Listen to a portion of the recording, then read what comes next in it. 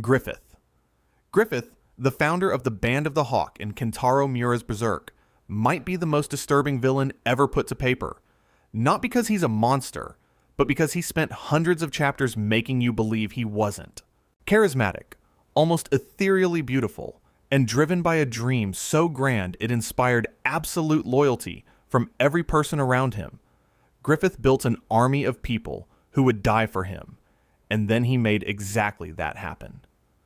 During the eclipse, he sacrificed his entire mercenary army, people who had bled for him for years, to demonic entities called the God Hand, so he could be reborn as Femto, a demon god of immense power. He did it calmly. He did it looking them in the eye. What makes him sit at the start of this list rather than the end is that his evil is intimate and personal, but it is still, at its core, the evil of a man.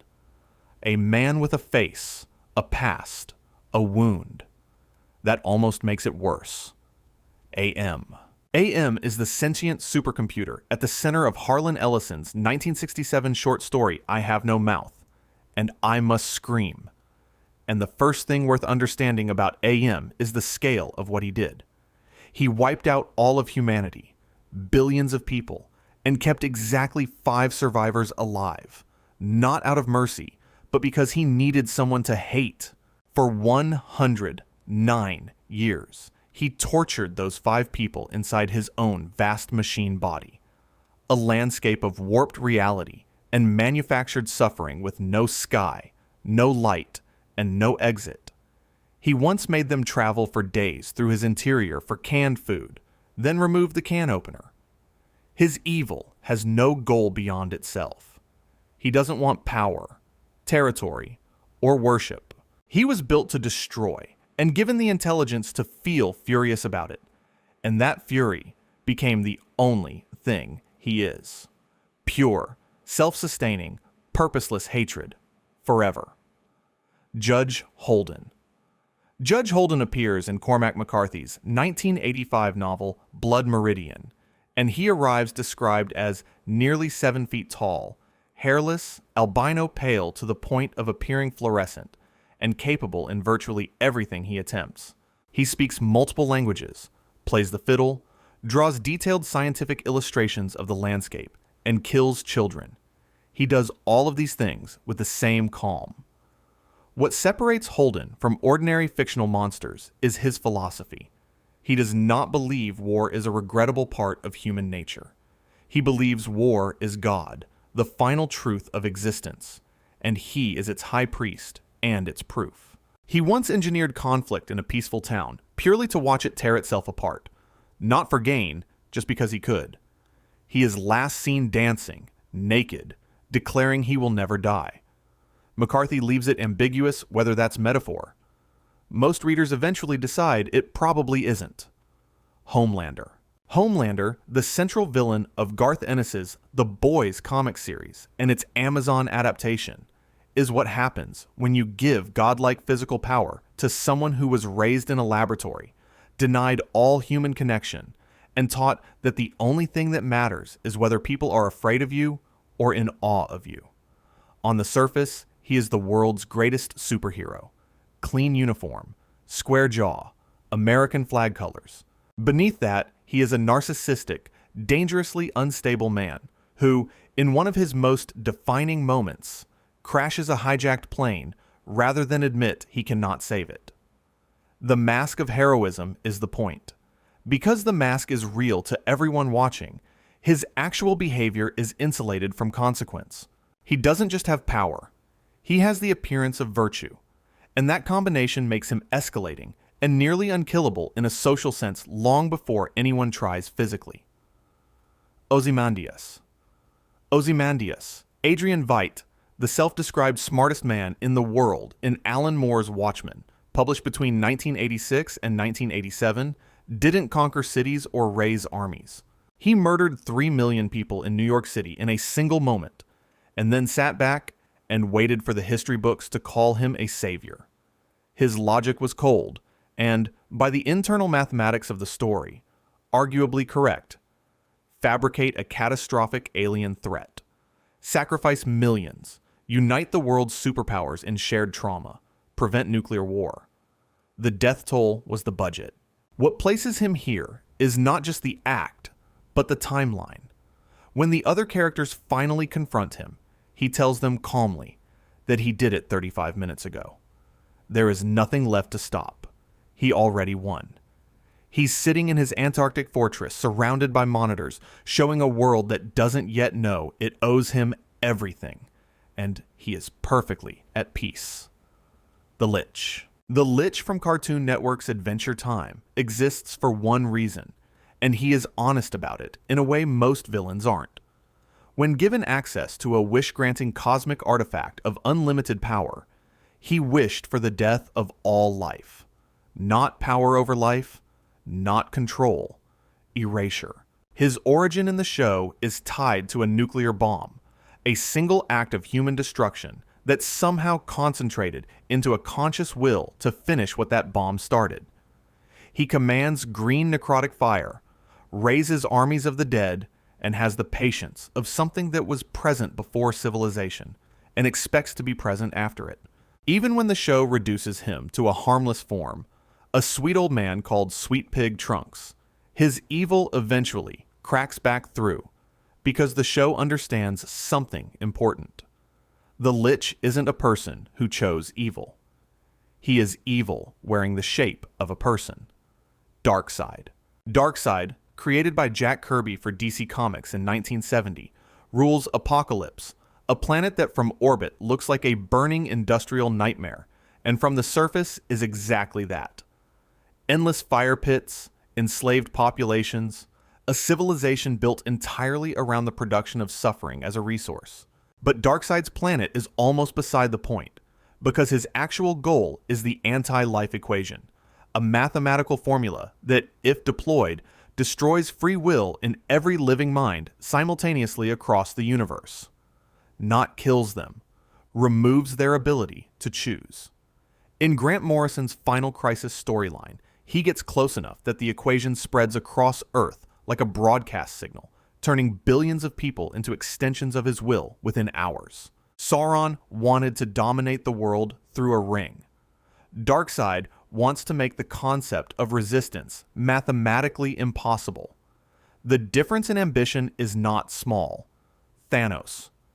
The comics version of Thanos, created by Jim Starlin in 1973 for Marvel, is meaningfully different from the film version, and the difference matters here. Film Thanos kills half of all life because he believes it is a necessary corrective to resource scarcity.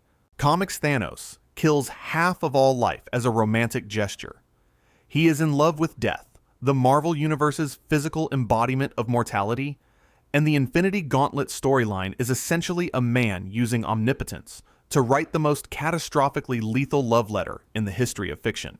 He collects all 6 Infinity Stones, gains complete control over time, space, mind, soul, power, and reality, and uses it to murder half the universe and arrange the corpses somewhere death might notice. Then, having won everything, he subconsciously engineers his own defeat, because some part of him genuinely believes he does not deserve to succeed. His evil is enormous, and his self-destruction is built into it. Necron. Necron, the central threat of DC Comics' Blackest Night storyline, published in 2009 and 2010, predates the universe. He existed in the void before creation, and his motivation is the simplest and most absolute on this list.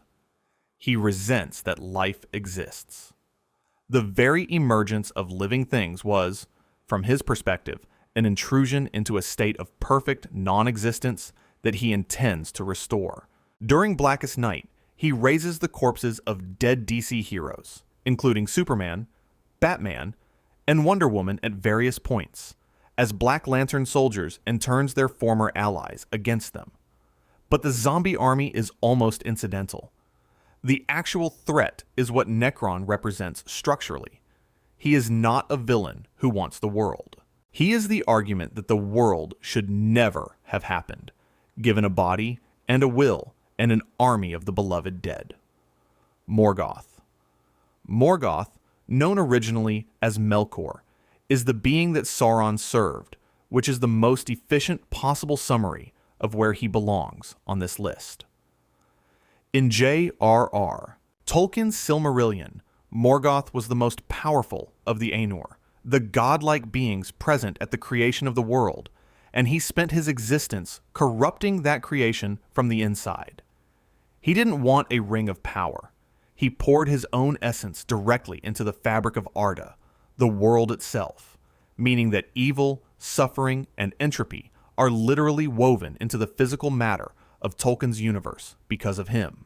He destroyed the two lamps that lit the world, poisoned the two trees of Valinor, stole the Silmarils, and wore them in an iron crown that burned into his flesh permanently.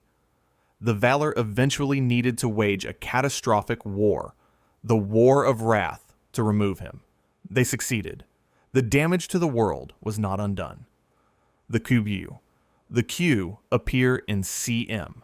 Kosman's 2006 speculative evolution book All Tomorrows, and their particular brand of evil is clinical in a way that makes it uniquely disturbing.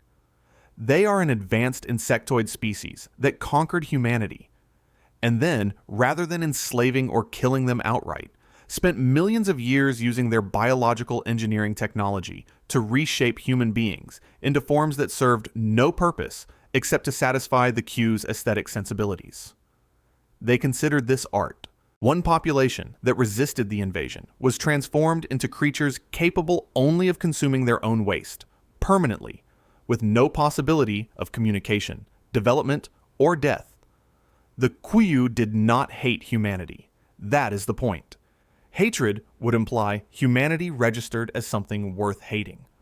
To the Q, human beings were material, the way clay is material, and what they sculpted from that material was suffering given a species-wide shape. Unicron. Unicron, introduced in Transformers. The movie in 1986 is a planet. Not a being who lives on a planet. Not a being the size of a planet. He is a planet, and he eats other planets. Civilizations, histories, billions of lives, architecture, language, every specific and irreplaceable thing a world contains. All of it consumed to fuel further travel to the next world. He doesn't conquer because conquest implies a use for the conquered. In multiple Transformers continuities, he is understood to be the embodiment of chaos and entropy itself, the cosmological opposite of his brother Primus, who represents creation. The 1986 film establishes him destroying inhabited worlds before the plot even begins, meaning the audience encounters him already mid-atrocity. His scale is the horror. Every individual death he causes is too small a number to mean anything, which is precisely the point. The Outer Gods. The Outer Gods of H.P. Lovecraft's Cthulhu mythos, developed across Lovecraft's work in the early 20th century and expanded by later writers, represent a category of evil so large that the word evil starts to lose its edges. Azathoth, the blind idiot god, sits at the center of ultimate chaos, a formless, mindless nuclear presence around which reality orbits, entirely unaware that humanity exists. Nyarlathotep, by contrast, is very much aware and moves through human history specifically to accelerate its psychological unraveling, not for gain, but seemingly for amusement. The horror Lovecraft was describing, his own term for it was cosmic indifferentism, is not cruelty. Cruelty requires acknowledging the other person. These entities don't acknowledge. Encountering one doesn't bring death so much as it brings the permanent, irrevocable understanding that the universe was never arranged with anything like you in mind, and never will be. The Anti-Monitor. The Anti-Monitor is the central villain of DC Comics' Crisis on Infinite Earths, written by Marv Wolfman with art by George Perez, and published in 1985 and 1986. And his specific evil is one of scale so vast it requires a moment to absorb. He didn't destroy cities. He didn't destroy planets. He destroyed universes, plural, thousands of them, according to the story. Each one a complete reality, containing its own billions of lives, its own history, its own version of everything. He consumed the antimatter released by each destroyed universe to grow more powerful, meaning destruction literally made him stronger, meaning the only logical response to him was to stop fighting and let everything die, which was, of course, also what he wanted. By the conclusion of Crisis, one universe remained out of what had been an infinite multiverse. He came that close to a total score. Yaldabaoth. Yaldabaoth, also called the Demiurge, is a figure from Gnostic religious tradition, a set of early spiritual movements active primarily between the 1st and 3rd centuries CE. And according to those traditions, he is the being who created the physical world. In Orthodox Christianity, that would make him God. In Gnostic theology, it makes him the problem. The Gnostic texts, including those found in the Nag Hammadi library discovered in Egypt in 1945, describe Yaldabaoth as a lesser, ignorant deity who came into existence through an error and mistakenly believes himself to be the supreme and only God.